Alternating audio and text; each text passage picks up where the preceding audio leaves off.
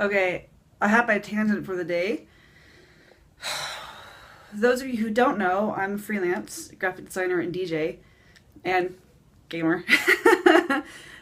Hopefully videographer. But, you know, I occasionally go look for work.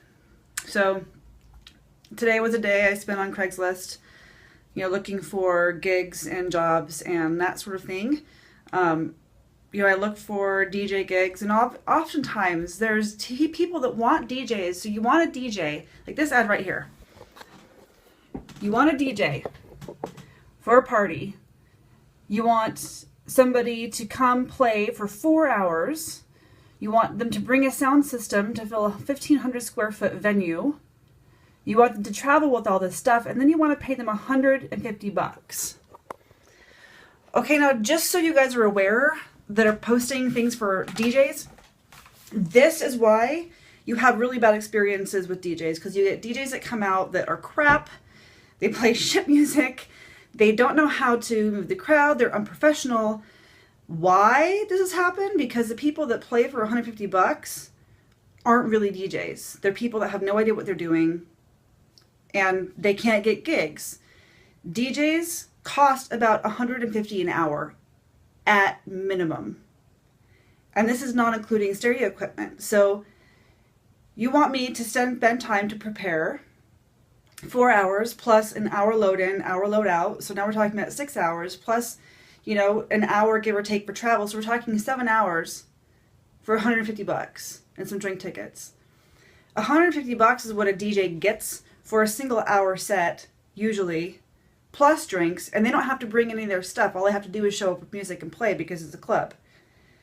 So you guys are living in a dream world over here, and there's so many people on Craigslist that have these kind of things. Graphic designers, same thing. You want somebody to do a whole brand identity for you with, you know, logo and letterhead and website and all that, and then you want to pay them $200.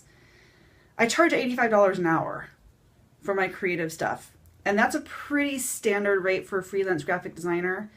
You guys have no idea what you're asking for, and this is why so many people have shit work that they have and they're not happy with it. So just let me put this in perspective for you for all the gear that you want me to bring down for $150. So we have turntables, mixer, turntables, one speaker, speaker stands. Do you have any idea how much these things weigh? This thing, the cost of this equipment is ridiculous, and you're paying for wear and tear, moving it around, and this isn't even including the computer equipment that you need to actually play the music or records. And you know, if you're playing vinyl still, you've got, you know, 1 to 2 crates of these things. If you're playing off Serato or, you know, CDs, you've got those bags and stuff that you have to carry, plus tables and all of that. So you're looking for somebody really to, you know, carry with them thousands and thousands of dollars worth of equipment. And, you know, MP3s, you're paying between $1 to $3 per track. If you're playing CDs, you're paying about the same amount. For one track. One track, $12.99 for imports. Domestics are usually between $6 and $10. So this costs us money to do this. It's not just like you show up with your iPod and plug it in and it's free. Like, there's actually overhead costs that go into being a DJ. It's not free. You know, if you're playing edits of top 40 and you're actually making edits, you know, a lot of DJs, at least the good ones, take time to make edits of the track so you can be able to play it easier, so it blends easier.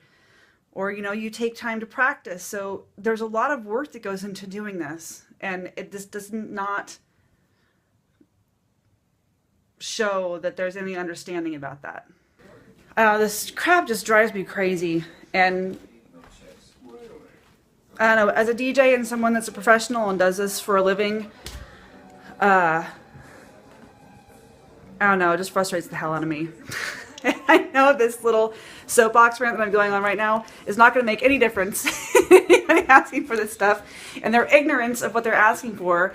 But if anybody is listening to this and is one of those people that, right, just, you have to re-examine your requirements and what you're asking somebody to do, because all you're going to get for that amount as some DJ who's just starting out, doesn't have the right equipment, the speakers are going to sound like shit, he's not going to know how to talk to the people, he's not going to know how to be, he might not even show up on time, he's not going to play the kind of music you want.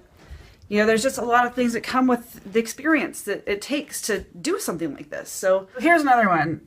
These wedding people, you know, looking for a DJ, but this is what, you know, they can't pay $1,000 plus. That's what wedding DJs cost. I mean, normally, you know, basic packages start around $1,200. I generally don't do them for less. I will occasionally, you know, if I like the couple or we can work out some sort of deal, but, you know, I won't go anywhere for a wedding for less than $650, $700. And because this is, you know, especially for a wedding, you're doing usually the ceremony and the reception. So, you know, I leave at 10 o'clock in the morning. I don't get home until 11 o'clock at night. You have me for 12 hours.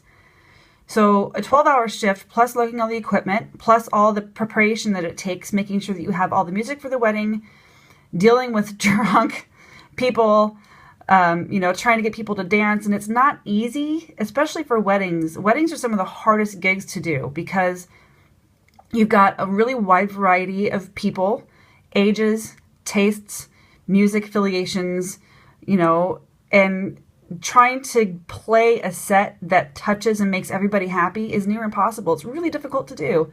And how many of you have had wedding experiences or know people that have had wedding experiences where it was just a really cheesy ass DJ, they got on the mic too much, they didn't really know how to behave in the setting of a wedding, and just kind of ruined everything.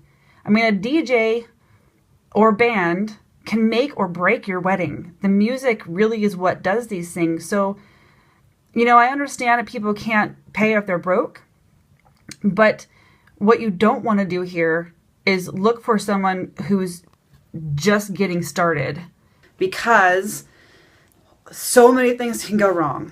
You need to have the meetings beforehand. You need to be able to plan out the music.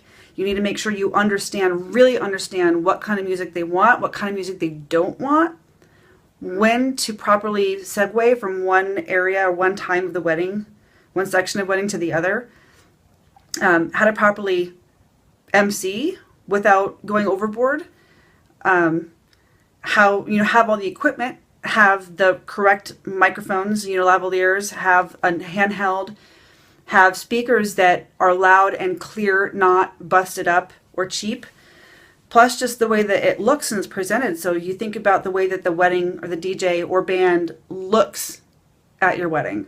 You don't want it to be sloppy. You know, you want them to be professional and know what they're doing. And it's this kind of stuff.